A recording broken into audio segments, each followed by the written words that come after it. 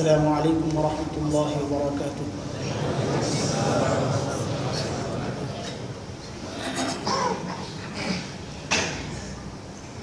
الحمد لله نحمده ونستعينه ونستغفره ونؤمن به ونتوكل عليه ونعوذ بالله من شرور أنفسنا ومن سيئات أعمالنا. من يهده الله فلا مضل له ومن يضلله فلا هادي له. وأشهد أن لا إله إلا الله وحده لا شريك له. وأشهد أن سيدنا وسندنا وحبيبنا ومولانا محمدا عبده ورسوله. اللهم صل على محمد وعلى آل محمد كما صليت على إبراهيم وعلى آل إبراهيم إنك حميد مجيد.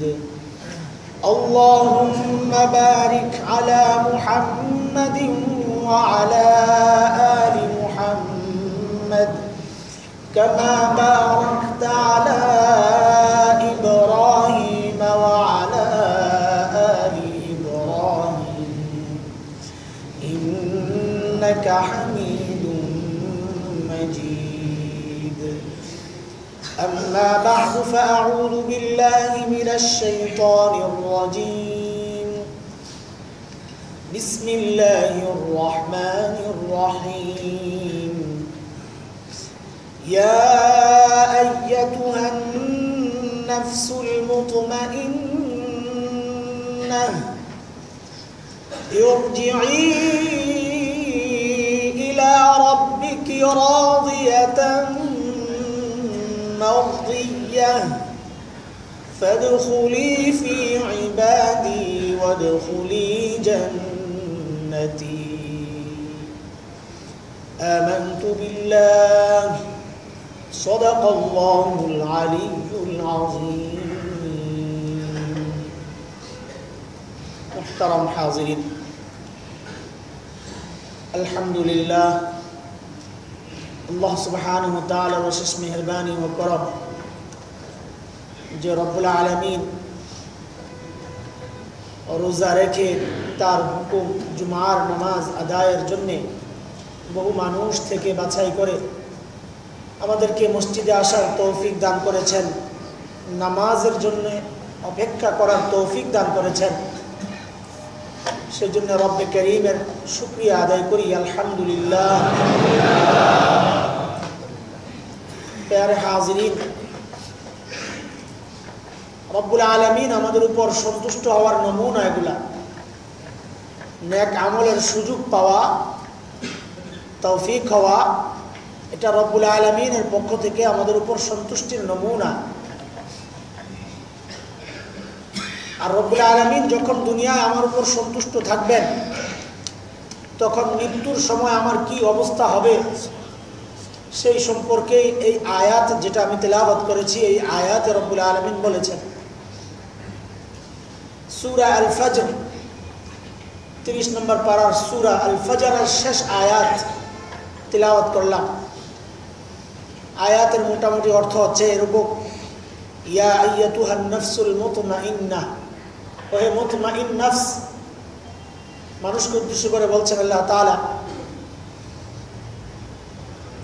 ইরজিই ইলা রাব্বিকি রাদিয়াতান মারদিয়াহ, ফিরে আসো তুমি তোমার ওই রবের দিকে যে রব আজকে তোমার উপর সন্তুষ্ট, যেমন তুমিও সন্তুষ্ট ছিলে। ফাদখুলি ফি ইবাদি ওয়াদখুলি জান্নাতি, কাজে তুমি আমার একান্ত বান্দাদের সাথে মিলে যাও এবং তাদের ঠিকানা আশ্রয় জান্নাত, তুমিও সেখানে চলে আসো। এই হচ্ছে আয়াতের মোটামুটি অর্থ। মুফাসসিরিন কিরাম এই আয়াতের অনেকগুলো বিষয় মুতমাইন নফস কাকে বলে,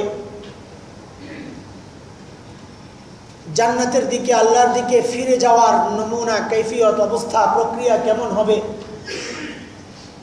বান্দা আল্লাহর উপর রাজি, এই রাজি সন্তুষ্ট বান্দা আল্লাহর উপর সন্তুষ্ট, এটা কখন বোঝা যাবে? আল্লাহ বান্দার উপর কিভাবে সন্তুষ্ট হন এটা কিভাবে বোঝা যাবে? জান্নাতে ঢুকার এবং আল্লাহ তাআলার খাস বান্দা কারা, বিস্তারিত অনেক, প্রত্যেকটা বিষয় লম্বা আলোচনার বিষয়, কিন্তু সেই লম্বা আলোচনার সময় না। এটা আমরা মোটামুটি আয়াতটাকে তিনটা ভাগ করি। মুফাসসিররা যেমনটি করেছেন যে এই ডাকটা আল্লাহ তাআলা বান্দাকে কখন দিবেন, এটা একটা ডাক, ওহে নফস চলে আসো। এই ডাকটা আল্লাহ তাআলা বান্দাকে কখন দিবেন, আর এই ডাকের মধ্যে একটা সুসংবাদ রয়েছে। আর এই আয়াতের শেষে ওই সুসংবাদ প্রাপ্তদের জন্য এক নিয়ামতের কথা বলা আছে। এই তিনটা বিষয়, এক হচ্ছে কখন দিবেন, সুসংবাদটা কি, আর এক হচ্ছে ওই সুসংবাদ প্রাপ্ত যারা, তাদের জন্য রব্বুল আলামিন কি নিয়ামত রেখেছেন সেটা। প্রথম কথা হচ্ছে আল্লাহ তাআলা এই ডাকটা কখন দিবেন বান্দাকে। হাদিসের ভাষ্য, বান্দা যখন মৃত্যুর মুখে, তখন মালাকুল মাউত যখন আসে, মালাকুল মাউতের ডান পাশে কিছু ফেরেশতা থাকে, বাম পাশে কিছু ফেরেশতা থাকে তার সহযোগী। ওই ডান পাশের ফেরেশতা যারা, তাদের চেহারাগুলো হয় চমৎকার, চন্দ্র সূর্যের মতো জল জল করবে এরকম। আর বাম পাশের ফেরেশতা যারা, তাদের চেহারাগুলো অত্যন্ত ভয়ঙ্কর ধরনের, দেখলেই ভয় লাগে। বান্দা যখন নেককার হয়, তখন বান্দা তার রূহ কবজের জন্য যখন মালাকুল মাউত, মৃত্যুর জন্য যেই ফেরেশতা নিয়োজিত, তিনি যখন আসেন, তখন তার সাথে সঙ্গী হয়ে ওই ডান পাশের ফেরেশতারাও আসে। কিন্তু হঠাৎ করে আসলে যেহেতু বান্দা ভয় পেয়ে যেতে পারে, কারণ তাদেরকে কখনো দেখে নাই, এইরকম আকৃতি কখনো সে তার মুখোমুখি হয় নাই, হঠাৎ দেখে বান্দা ভয় পেয়ে যেতে পারে। রব্বুল আলামিন তার নেক বান্দাদের জন্যে এতটুকু রহমও করেছেন যে আমি যে মালাকুল মউতকে পাঠাবো, আমার নেক বান্দারা যেন হঠাৎ দেখে ভয় না পেয়ে যায়, সেই ব্যবস্থাও রেখেছেন। সেটা কি?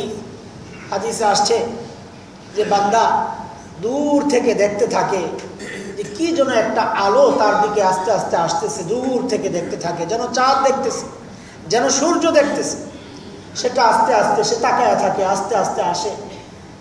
এই জন্য মৃত্যুর আগে বান্দা, মানুষের অবস্থা আমরা দেখি, নেককার হলে তার মুখের মধ্যে ভয়, আতঙ্ক বিরাজ করে, সে ছটফট করতে থাকে, কারণ সে ওই মালাকুল মউতের সাথে বাম পাশের ফেরেশতাদের ওই ভয়ঙ্কর চেহারাগুলো দেখে সে ভয় পেয়ে যায়। আর যখন আল্লাহওয়ালা বুজুর্গ হয়, তখন তার মুখের মধ্যে হাসি লেগে থাকে, হাসি লেগে থাকে সব সময়। তো মালাকুল মউত যখন ওইভাবে তার ডান পাশের ফেরেশতা সহ আসতে থাকে, আস্তে আস্তে আস্তে আস্তে তার কাছে আসতে থাকে, সে আস্তে আস্তে উপলব্ধি করে যে এটা শুধু আলো নয়, এটা একটা রূপ আকৃতি আছে তার। সে ওটা দেখার জন্যে আরও তার আকাঙ্ক্ষা তৈরি হয়, আগ্রহ তৈরি হয়। ভয় পাবে থাক দূরের কথা, এই চমৎকার সুন্দর জিনিসটা দেখার জন্য সে অধীর আগ্রহী হয়ে ওঠে, ভয় দূর হয়ে যায়। তখন তারা কাছে আসে, আল্লাহ তাআলার পক্ষ থেকে এই সুসংবাদটা শোনায় তাকে। এই তখনই আল্লাহ তাআলার পক্ষ থেকে বান্দাকে এই ডাকটা দেওয়া হয়। ফেরেশতারাও তখন তাকে বলে, হাদিসে আসছে ফেরেশতারা বলে, উখরুজি আইয়াতুহান নাফসুত তাইয়্যিবা কানাত ফিল জাসাদিত তাইয়্যিব উখরুজি ইলা রাউহিন ওয়া রাইহান ওয়া রাব্বি গায়রি গাদবান। এটা ওয়াজ করে বান্দাকে উৎসাহ দেয়, কারণ বান্দার শরীরের সাথে রূহের একটা সম্পর্ক তৈরি হয়েছে, দীর্ঘদিনের সম্পর্ক। একদম যখন বান্দার শরীরের মধ্যে আল্লাহ তাআলা রূহ দিয়েছেন, সেই তখন থেকে বান্দার সাথে শরীরের সাথে রূহের সম্পর্ক। একসাথে কিছুদিন থাকলেই তো বিচ্ছেদের সময় কষ্ট লাগে, আর এই রূহ আর শরীরের সম্পর্ক দীর্ঘদিনের। তো এখন বিচ্ছেদের সময় তো তার কষ্ট লাগবে, অনিচ্ছা প্রকাশ পেতে পারে। এই জন্যে ফেরেশতারা তাকে উৎসাহ দেয় যে এই গান্দা নাপাক দুনিয়ায় কেন থাকবে তুমি, উৎসাহ দিতে থাকে। উৎসাহ দেয় এই বলে, উখরুজি উখরুজি, বের হয়ে আসো, নফস তুমি চলে আসো এই শরীর থেকে। কোথায়? ইলা রাউহিন ওয়া রাইহান, চমৎকার বাগ বাগিচা জান্নাতের দিকে চলে আসো। দুনিয়ায় বসে বসে তো মানুষের আশঙ্কা থাকে আমার রব আমার উপর খুশি না বেরাজ, সন্তুষ্ট না অসন্তুষ্ট। সুসংবাদ দিয়ে দেয়, না এখন আর কোনো ভয় নাই। উখরুজি ইলা রাব্বিন গায়রি গাদবান, এমন রবের কাছে চলে আসো যে রব তোমার উপর আর কখনো অসন্তুষ্ট হবেন না, চলে আসো।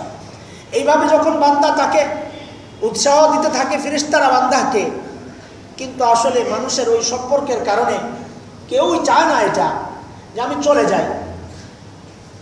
উৎসাহ দেয়, তারপরও তার দিলের মধ্যে একটু বাধা, কোথায় যাব, অপরিচিত জায়গা কেমন হয়। এটা তো সাধারণ মানুষ, সাধারণ দিনদারদের কথা। আর যারা আল্লাহ ওয়ালা বুজুর্গ, তারা তো তৈরি থাকেন যে আমার রব কখন আমাকে পয়গাম পাঠাবে, আমি চলে যাব। মৃত্যুর তামান্না করা নিষেধ, মৃত্যুর আশা করা নিষেধ, যে আল্লাহ আমাকে মউত দাও, এই আশা করা নিষেধ। হাদিসে আসছে লা ইয়াতামান্না আহাদুকুম বিদুররিন নাযালা মিন, তোমাদের মধ্যে কেউ যেন মৃত্যুর আকাঙ্ক্ষা না করে এমন মুসিবতের কারণে, যে মুসিবত তোমার উপর আসছে, মুসিবতের কারণে যেন মৃত্যুর আশা কেউ না করে। কিন্তু নেককার বান্দা তার দিলে দিলে মৃত্যুর তামান্না আশা না থাকলেও সে ভীত নয়, ডাক আসলেই চলে যাবে, প্রস্তুত থাকে। সেই জন্যেই হযরতে বিলাল হাবশী রাদিয়াল্লাহু তাআলা, বিলাল বলার সাথে সাথে আমরা সাথে হাবশীও জুড়ে দেই।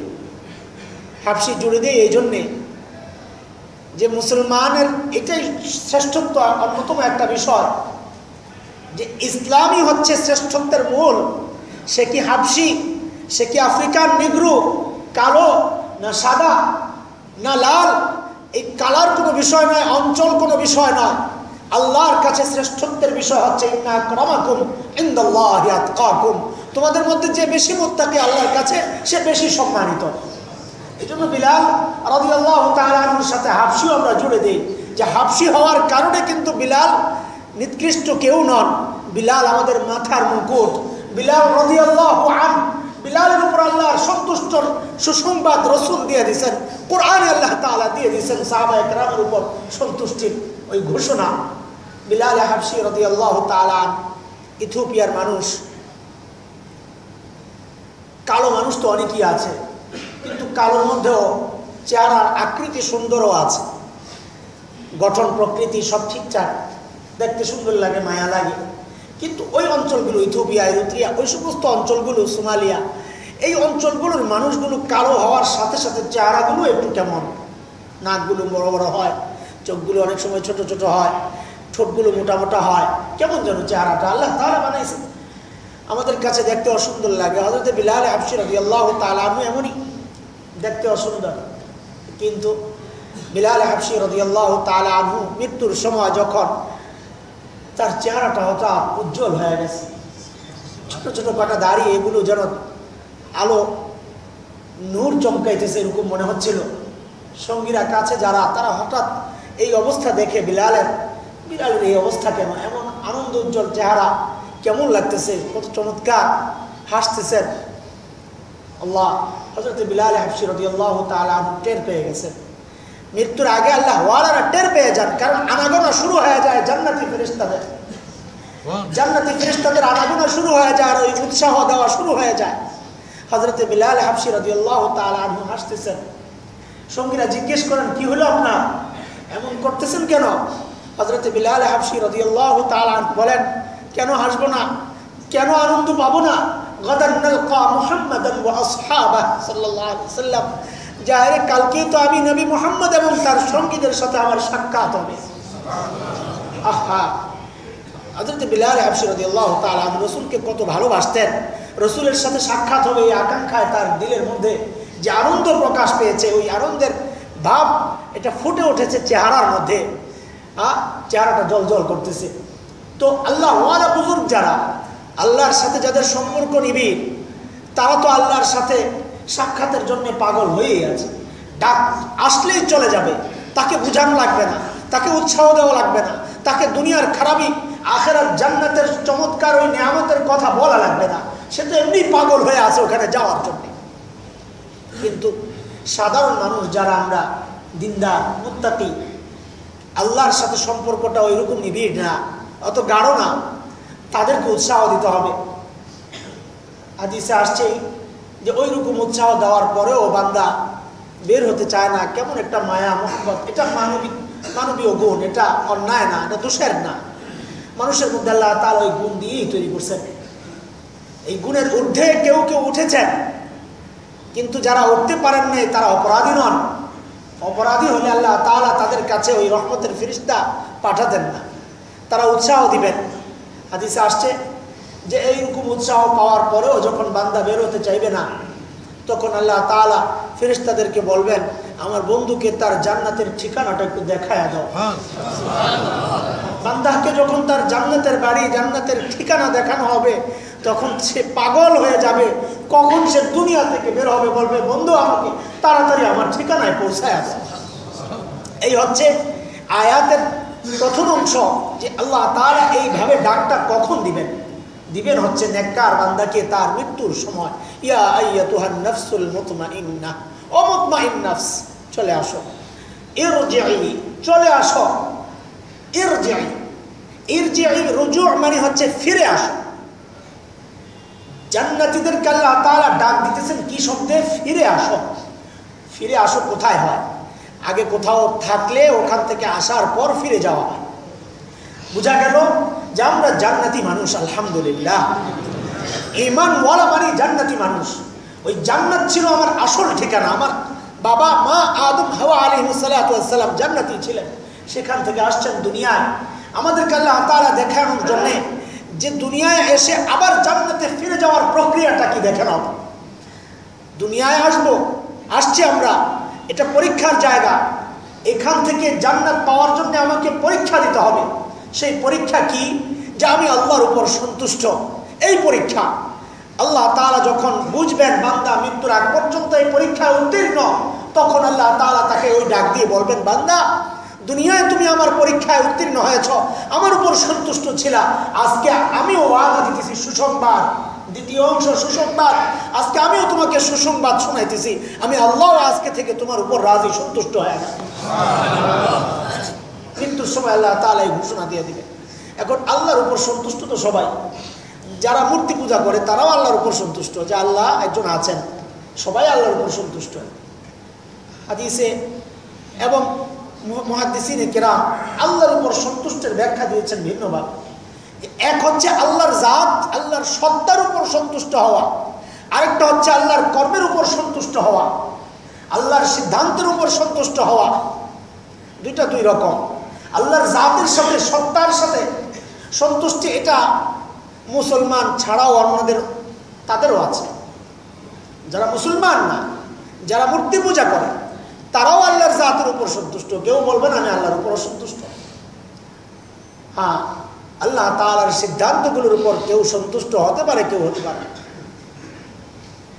বান্দা যখন আল্লাহ তাআলার সমস্ত সিদ্ধান্তের উপর সন্তুষ্ট হয়ে যাবে, কেমন সন্তুষ্ট? কেমন সন্তুষ্ট? যে আমার মালিক তিনি আমার রব। রব মানে পালক, পালনকর্তা, পালনকর্তা। যিনি লালন পালন করেন তার অবস্থাটা কি হয় আমি আমার মাকে দিয়ে বুঝি।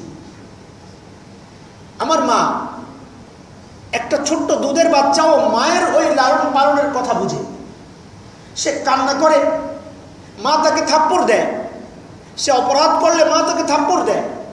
কিন্তু বাচ্চাটা মায়ের থাপ্পড় খেয়ে, দুধের বাচ্চা মায়ের থাপ্পড় খাওয়ার পরেও সে বুঝে যে মা আমাকে থাপ্পড় দিয়েছেন বটে, কিন্তু আমার আশ্রয় কিন্তু সে মা। সে থাপ্পড় খাওয়ার পরেও মার কোলে গিয়ে মার সাথে ঘেঁষাঘেঁষি শুরু করে। এটা বাচ্চার স্বভাব। ওই ছোট্ট বাচ্চাও বুঝে যে মা আমাকে থাপ্পড় দিয়েছেন তাড়ানোর জন্য নয়, আমার সংশোধনের জন্যে। বাবা আমাকে শাসন করেন তাড়ানোর জন্য নয়, আমার সংশোধনের জন্যে। আবার ঘুরে ফিরে সে ওই বাবার কাছেই চলে আসে। বাবা রাগ করে বলেন ঘর থেকে বের হয়ে যা। এই রাগ রাগ নয়, এটা বাবার দিলের একটা ক্ষোভ, কিন্তু মন থেকে বাবা কখনো এটা চাইবে না সন্তানকে ঘর থেকে বের করে দিতে। বাবা চাইবে তুমি আমার ঘরেই থাকো, ভালোভাবে থাকো। বাবার মায়ের তাদের নিজস্ব স্বার্থের জন্য আমাকে শাসন করে, আমাকে শাসন করে আমার ভালোর জন্য। ঠিক বান্দার মধ্যে যখন ওই অনুভূতি চলে আসে যে আমার সমস্ত কিছু আমার মাওলায়ে কারীম যা করেন সব আমার ভালোর জন্য, সমস্ত দুনিয়ার মানুষ হাদিসে আসছে সব যদি মুত্তাকি হয়ে যায়, কেমন মুত্তাকি কেমন তাকওয়া, বলে সমস্ত মানুষের দিল যদি নবীওয়ালা দিল হয়ে যায়, সমস্ত মানুষের অন্তর যদি নবীওয়ালা অন্তর হয়ে যায়, সমস্ত মানুষের তাকওয়া যদি নবীওয়ালা তাকওয়া হয়ে যায়, সারা দুনিয়ার মানুষ তাইলেও আল্লাহ তাআলার এতে বিন্দুমাত্র লাভ নাই, কোনো লাভ নাই। আর সমস্ত মানুষের অন্তর যদি শয়তানের অন্তর হয়ে যায়, শয়তানের দিল যেমন খাবিস খারাপ, সমস্ত দুনিয়ার মানুষের অন্তর যদি ওই রকম খারাপও হয়ে যায়, তাহলেও আল্লাহ তাআলার কোনো লস নাই। তো এই সব কিছু হাদিসের এই বক্তব্য থেকে বোঝা গেল সব কিছু ভালো মন্দ সব বান্দার জন্য। আল্লাহ তাআলা কখনো শাসন করবেন তখনও আমি বলবো আল্লাহ আপনার সিদ্ধান্তই সিদ্ধান্ত। আল্লাহ তাআলা কখনো আমাকে নিয়ামত দিবেন তখনও আমি খুশি যে আল্লাহ আপনার কাছে আমি ফিরে আসব। কিন্তু বান্দার স্বভাবটা কিন্তু ভিন্ন। বান্দার স্বভাব কি? বান্দার স্বভাব হচ্ছে কোরআনে কারীমে আসছে আল্লাহ তাআলা বলেন ওয়ালাকাদ আরসালনা ইলা উমামিন মিন ক্বাবলিক ফাআখাযনাহুম বিল বা'সাই ওয়াদ দাররাই লাআল্লাহুম ইয়াতাদাররুন। আমি নবীদেরকে পাঠিয়েছি এমন এমন কওমের কাছে, ফাআখাযনাহুম বিল বা'সাই ওয়াদ দাররা, মুসিবত দিয়ে কষ্ট দিয়ে যখন আমি তাদেরকে পাকড়াও করেছি তারা কান্নাকাটি শুরু করে। আবার ফালাউলা ইয জাআহুম বা'সুনা তাদাররু, আবার কেউ কেউ আছে মুসিবতের পরেও তারা নরম হয় না। কেন? আল্লাহ বলেন ওয়ালাকিন কাসাত কুলুবুহুম ওয়া যায়্যানা লাহুমুশ শাইতানু মা কানু ইয়ামালুন। অন্তত কঠিন হয়ে গেছে, শয়তান তাদের অপকর্মগুলোকে সুন্দর করে তাদের সামনে পেশ করেছে, সেজন্য তার দিলের মধ্যে অনুভূতি আসে নাই আমি অপরাধ করেছি, সে ফিরে আসে না। এইরকম সব শ্রেণীর মানুষই আছে। মানুষ মুসিবতে পড়লে আল্লাহর কাছে ফিরে আসে, এরকমও আছে। মুসিবতে পড়লে ফিরে আসে না, ওই রকমও আছে। সব শ্রেণীর মানুষ আছে। আল্লাহ তাআলা ওই রকম মানুষের অন্তর্ভুক্ত করুন যে আমরা মুসিবতের সময়ও বলবো আল্লাহ এটা আপনার সিদ্ধান্ত আমার ভালোর জন্যে, নিয়ামত পেলেও বলবো আল্লাহ এটা আপনার সিদ্ধান্ত আমার ভালোর জন্যে। আমার সমস্ত আমল আমি যখন ফাউযু আমরি ইলাল্লাহ বলবো যে আমার সব কিছু আমি ন্যস্ত করলাম আল্লাহর হাতে, আমার যেই অবস্থায় আসুক না কেন আমি খুশি। বান্দার এই অবস্থা হয়ে গেলে হযরত ইমরান ইবনে হাসিন রাদিয়াল্লাহু তাআলা আনহুর হালত শুনলে আমরাও বুঝবো বান্দার এই অবস্থা হয়ে গেলে আল্লাহ তাআলা তাকে দুনিয়ায় নিয়ামত দিতে থাকেন। সুবহানাল্লাহ। ইমরান ইবনে হাসিনের এক পাশে ফোড়া উঠেছিল, প্রায় 33 বছর তিনি ভোগ করেছেন এই কষ্ট, প্রায় 33 বছর। অন্য কাতে শুয়ে থাকতেন, নামাজ অন্য কাত হয়ে পড়তো, তো সারাটা জীবন কষ্ট করেছেন, কিন্তু কখনো তার অন্তরের মধ্যে কষ্ট আসে নাই, অনুভব হয় নাই, কোনো বিরক্তি, কোনো আপত্তি, কোনো অভিযোগ, এমনকি কোনো অনুযোগ কিছুই ছিল না। সবসময় হাসি খুশি থাকতেন। লোকেরা একসময় জিজ্ঞেস করলো, জনাব এত কষ্টের মধ্যেও আপনি কিভাবে নিজেকে এরকম হাসি খুশি রাখেন এই অবস্থায়, কি ব্যাপার? হযরত ইমরান ইবনে হাসিন রাদিয়াল্লাহু তাআলা আনহু আল্লাহর রাসূলের সাহাবী, তিনি জবাব দেন, ভাই আমি ধরে নিয়েছি যে এটা আল্লাহ তাআলার পক্ষ থেকে আমার ভালোর জন্য। যখন থেকে আমি এটা মেনে নিয়েছি আলহামদুলিল্লাহ, আল্লাহ তাআলা আমাকে দুনিয়া এমন নিয়ামত দিয়েছেন যে আমি তো সবসময় ফেরেশতাদের সাথে আমার সাক্ষাৎ হয়, কথাবার্তা বলি, সেই জন্য আমি চাই না এই মুসিবত দূর হয়ে যাক, কারণ এই মুসিবত আমার উপর আছে, আমি সবর করতেছি আর মেনে নিচ্ছি এটা আল্লাহর সিদ্ধান্ত। আল্লাহ তাআলা আমাকে তার নিয়ামত দুনিয়ায় আমাকে দিয়ে যাচ্ছেন। সুবহানাল্লাহ। আখিরাতে দিবেনই, আখিরাতে তো দিবেনই। কি দিবেন? মৃত্যুর সময় ওই ডাকটা দিবেন, ইয়া আইয়াতুহান নাফসুল মুতমাইন্না ইরজিই, ফিরে আসো। এই দুনিয়া থাকার জায়গা নয়, দুনিয়া জাহান্নাম। শেখ আকবর আল-হাবাদি রাহিমাহুল্লাহ তাআলা বলেছেন যে আসমানের নিচে যা আছে সব জাহান্নাম হয়ে যাবে, পুরোটার মধ্যে গ্যাস, একটু আগুন দিয়ে দিবেন আল্লাহ তাআলা, পুরোটা আগুন হয়ে যাবে। অনেক পাহাড়ের নিচ থেকে আগুন উঠতেছে, সমুদ্রের ভিতর থেকে আগুন উঠতেছে। আজিব আল্লাহ তাআলার কি কারিশমা! আগুনের যে অবস্থা আমরা দেখলেই তো ভয় লাগে। মানিটা কি? ওই বুজুর্গের ওই কথার সাথে মিল আছে। আসমানের নিচে যা আছে পুরাটা যেন গ্যাস, গ্যাস দেখা যায় না, পুরা গ্যাস দেখা যায় না, আগুন দিলে টের পাওয়া যায় যে এখানে গ্যাস আছে। পুরো দুনিয়াটা এরকম হয়ে আছে।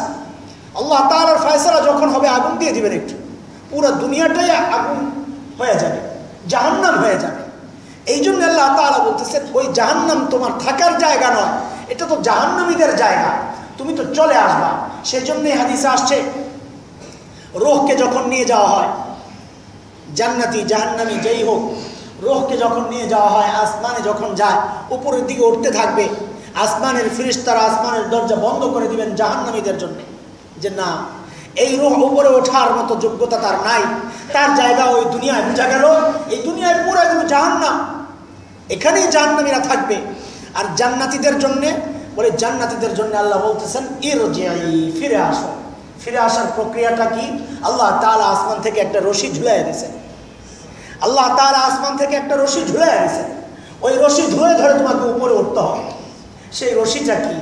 আল্লাহ তাআলা বলেছেন সেই রশিকে আঁকড়ে ধরতে হবে। ওয়াতাসিমু বিহাবলিল্লাহি জামিআ, আল্লাহর ওই রজ্জুকে শক্তভাবে ধরো। ওই রশিটা কি? কোরআনের আল কারীম, হাদিসের কথা।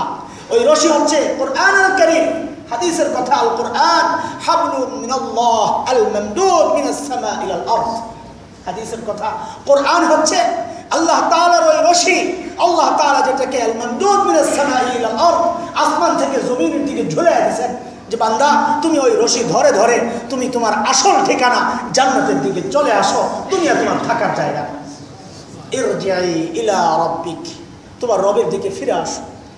রাদিয়া, রাদিয়া, তুমি দুনিয়ায় সন্তুষ্ট ছিলে না তোমার রবের উপর, এখন সুসংবাদ শোনো, মারদিয়া, আজকে তুমিও তোমার রবের পক্ষ থেকে সন্তুষ্টির জায়গায়, তোমার রবও তোমার উপর সন্তুষ্ট হয়ে গেছে। এইভাবে বান্দাকে ফেরেশতারা, জান্নাতের ফেরেশতারা সাথে করে নিয়ে যাবে।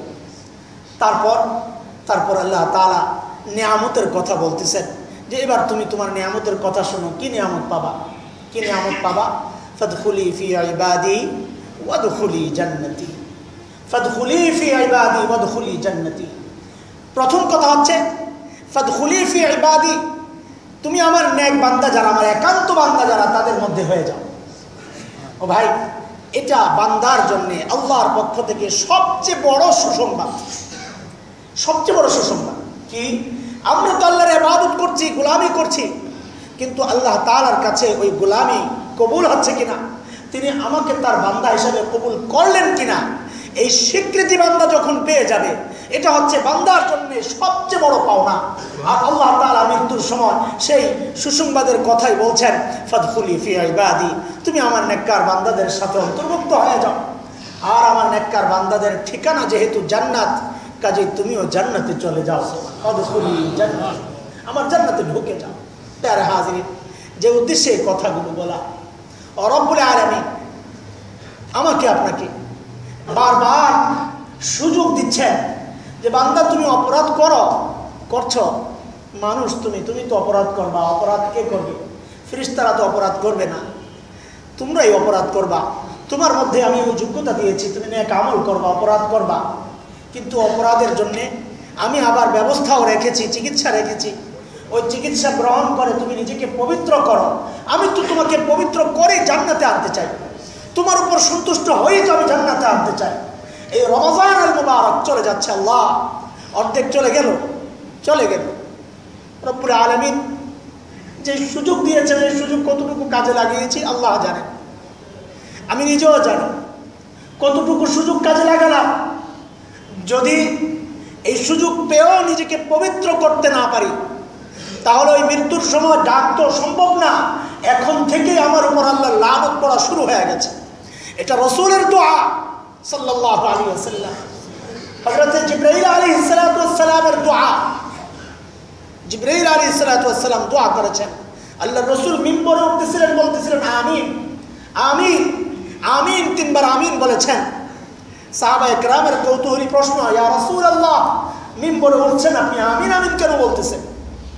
হযরত রাসূল করিম সাল্লাল্লাহু আলাইহি সাল্লাম বললেন, জিবরাইল তিনটা দোয়া করেছেন, ওই তিন দোয়ায় আমি তিনবার আমিন বলেছি। একটু চিন্তার বিষয়, মসজিদের মধ্যে একে তো মুবারক পরিবেশ, মিম্বরে উঠতেছেন রাসূল, দোয়া কবুলের এক চূড়ান্ত মুহূর্ত। জিবরাইল আলাইহিস সালাতু ওয়াস সালাম দোয়া করতেছেন, ফেরেশতারা আল্লাহর হুকুম ছাড়া কিছুই করেন না। জিবরাইল আলাইহিস সালাম দোয়া করতেছেন, মানে হচ্ছে আল্লাহ তাআলাই তাকে হুকুম করেছেন, জিবরাইল তুমি এইরকম দোয়া করো। তাহলে এটা আল্লাহরই কথা, জিবরাইলের কথা, এটা আল্লাহরই কথা, আল্লাহর হুকুম মতোই তিনি করছেন। রাসূল করিম সাল্লাল্লাহু আলাইহি ওয়াসাল্লাম আমিন বলেছেন।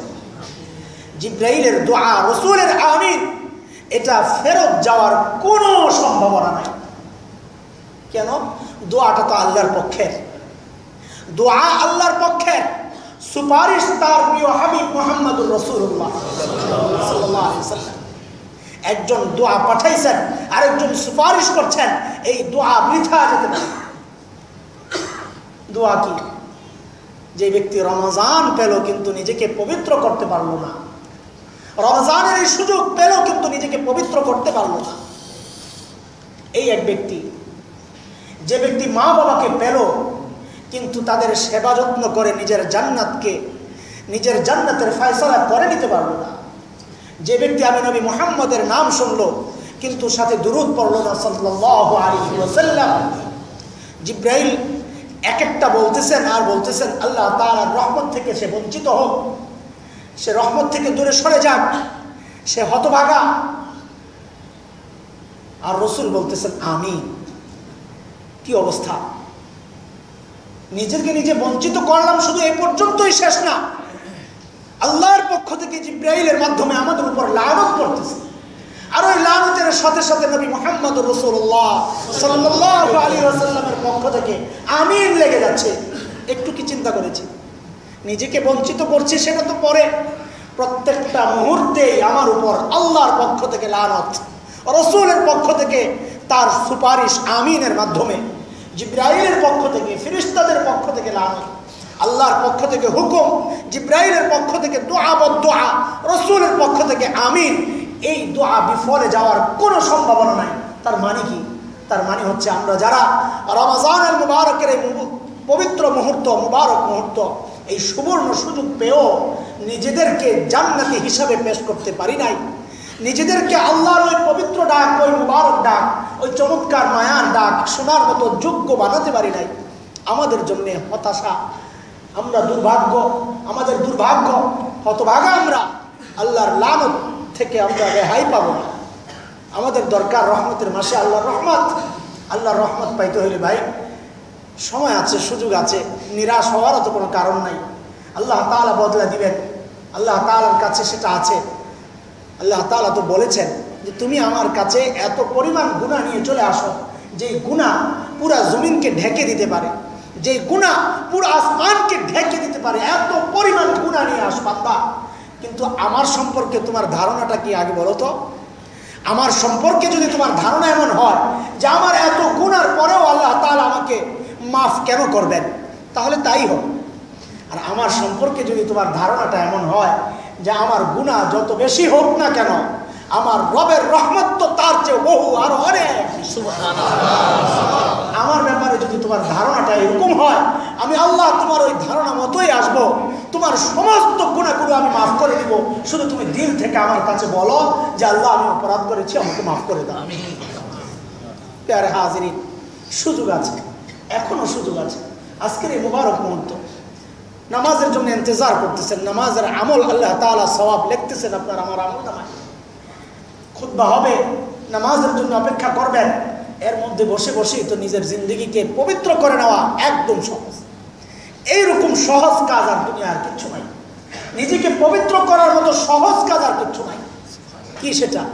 সারা জিন্দগি গুনাহ যা করেছেন সবগুলো একসাথে করে অল ডিলিটে একবার ক্লিক করেন, অল ডিলিট করে দেন, একবার ক্লিক করে দেন। আস্তাগফিরুল্লাহ রাব্বি, আল্লাহর দিকে মনকে রুজু করেন, আল্লাহর দিকে যে আল্লাহ আমাকে দেখতেছেন, ঝুঁকে আছেন, ঝুঁকে আছেন। আমার বান্দা আমাকে কি বলে, আল্লাহ খুশি হবে। আমার বান্দা কি বলে? আমার বান্দা বলতেছে রব্বানা, ও আল্লাহ আপনি আমার রব। হাদিসের কথা আল্লাহ তাআলার সাথে সাথে ফেরেশতাদেরকে বলেন, ও ফেরেশতারা কি বলছে, কি বললো? আয়া আলামু আবদি আন্না লাহু রব, তার এই খবর আছে না, তার একজন রব আছে। আপনি রব বলে ডাক দেন, আল্লাহর সাথে সাথে জবাব দেন। আল্লাহকে ডাক দেওয়ার আগে আল্লাহ জবাব দিয়ে দিবেন। আপনি দিল থেকে চিন্তা করেন, রব্বানা, ও আল্লাহ আমি অপরাধ করেছি। আল্লাহর সাথে সাথে ফেরেশতাদেরকে সাক্ষী রেখে বলেন, বান্দা, ফেরেশতারা আমার বান্দার এই খবর আছে, তার রব আছে, তার অপরাধের জন্য তার রবের কাছে চাইতে হবে, এই অনুভূতি তার আছে। কি চায় সে? বলে মাফ চায়। ফেরেশতাদেরকে সাক্ষী রেখে বলবেন আল্লাহ তাআলা, যাও তোমরা সাক্ষী থাকো, আমি আমার এই বান্দাকে মাফ করে দিলাম। আমরা চাই না, এটা আমাদের সমস্যা। আল্লাহ দিতে অপেক্ষা করেন, আল্লাহ তাকায় থাকেন বান্দা কখন মাফ চাইবে। অপরাধ করেছে কখন মাফ চাইবে। দুনিয়ার মানুষের সিস্টেম হচ্ছে অপরাধ করলে পিছনে রেস্ট টানে, যে অপরাধ তুমি কতবার করবা, বারবার করো, ব্যাপারটা কি কতবার করো, তোমাকে কতবার মাফ করবো। আর আমার রবের দরবার ভিন্ন, বলে তুমি কতবার অপরাধ করছো, হিসাব নাই। আসমান পর্যন্ত অপরাধ, সাগরের ফেনা পর্যন্ত করেছে অপরাধ। আল্লাহ বলে কোনো সমস্যা নাই, সব অপরাধ আমি ক্ষমা করে দিব, তুমি আমার কাছে চাও। বরং আল্লাহ তাআলা নারাজ হন না চাই। হাদিসের কথা, মাল্লাম ইয়াসআলিল্লাহ ইয়াগদাব আলাইহি, বান্দা যদি আল্লাহর কাছে না চায় আল্লাহ তাআলা অসন্তুষ্ট হন। এই দরবার এইরকম দরবার দুনিয়ার দরবারের মতো না। দুনিয়ার দরবারে পিছনের রেস্ট টানে, এতবার অপরাধ করেছ আর ক্ষমা করা হবে না।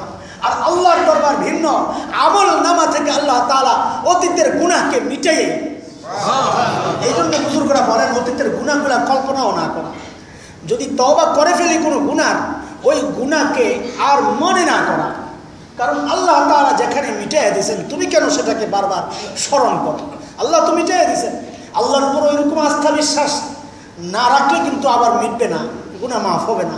ওই আস্থা বিশ্বাসও রাখতে হবে যে আমার আমল নামা থেকেই আল্লাহ তাআলা অপরাধকে মিটিয়ে দিয়েছেন। কেউ আর কোনোদিন দেখবে না, কোনোদিন ওই রেস্টানা হবে না, কোনোদিন আল্লাহ তাআলা বলবেন না যে এই অপরাধ তুমি আগেও করেছো আবার করলা, তোমাকে আমি মাফ করবো না, কোনোদিন আল্লাহ বলবেন না। আল্লাহ বলবেন তুমি যতবার অপরাধ করতে পারো, কিন্তু তুমি দেরি করো না, সাথে সাথেই তোমার রবের কাছে মাফ চেয়ে ওটাকে পবিত্র পরিষ্কার করে নাও। সেই সুযোগ আল্লাহ তাআলা রমজানে দিয়েছেন আমাকে পবিত্র হওয়ার জন্য, আমার শরীর কলবকে সার্ভিসিং করার জন্য, সারা বছর যেন আমি একজন মুত্তাকি হিসাবে আল্লাহর সামনে নিজেকে পেশ করতে পারি। আরে হাজিরিন, সুযোগ শেষ, চলে যাচ্ছে, সুযোগ যেন হাতছাড়া না হয়। রোজা রাখছি, নামাজে আসছি, সব ঠিক আছে, আবার গুনাহও করছি, তাইলে কিন্তু ওই ভেজাল আমল আল্লাহ তাআলা গ্রহণ করবেন না। আল্লাহ তাআলা খালেস আমল গ্রহণ করবেন। খালেস আমলের জন্য আমার আমলগুলোকে পবিত্র আমল বানাইতে হবে ইনশাআল্লাহ তাআলা। আমরা তওবা করবো আজকেই ইনশাআল্লাহ, যে আজকে থেকে আমি আর কোনো গুনাহ করবো না ইনশাআল্লাহ তাআলা। ইনশাআল্লাহ তাআলা রাজি আছেন ইনশাআল্লাহ, আর কোনো গুনাহ করবো না। অতীতে যত গুনাহ করেছি মাওলানা কারীম আপনি মাফ করে দেন। আপনি আমাদের রব, আপনি মাফ না করলে আমরা কার কাছে যাবো?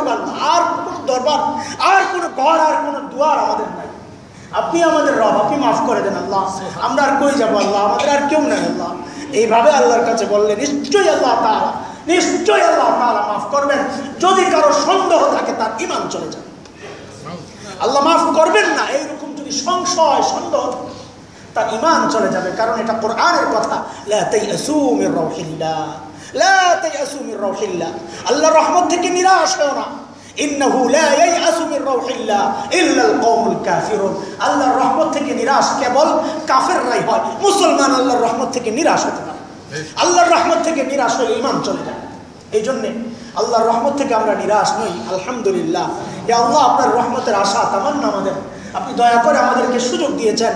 আমরা পারি নাই, আমাদের কমজোরি দুর্বলতা। মাওলানা কারীম, আপনার রহমতটা এত প্রশস্ত, আমাদের মতো এরকম হাজারো লাখো কোটি গুনাহগার বান্দাকে মাফ করে দিলে আপনার কোনো লাভ লস কিচ্ছুই হবে না। কিন্তু আমাদেরকে শাস্তি দিলে আপনার প্রিয় নবী মুহাম্মদুর রাসূলুল্লাহ কষ্ট পাবেন। আপনার প্রিয় হাবিবকে খুশি করেন, আমাদেরকে মাফ করে দেন আল্লাহ। আল্লাহর কাছে এভাবে কান্নাকাটি করে দোয়া চান, নিশ্চয়ই আল্লাহ তাআলা মাফ করে দেবেন। আল্লাহ তাআলা আমাদেরকে ওই মুবারক ডাক শোনার মতো যোগ্য হিসেবে তৈরি করে দেন, বলেন আমিন। মৃত্যুর সময় আমরা সবাই ওই মুবারক ডাক, ওই আল্লাহ তাআলার প্রিয় ডাক, ইয়া আইয়াতুহান নাফসুল মুতমাইন্না, ওই ডাক আমরা শুনতে চাই। আল্লাহ তাআলা আমাদেরকে সেভাবে গড়ে ওঠার তৌফিক এনায়েত করেন, আমিন। আখির দাওয়ানা আলহামদুলিল্লাহ।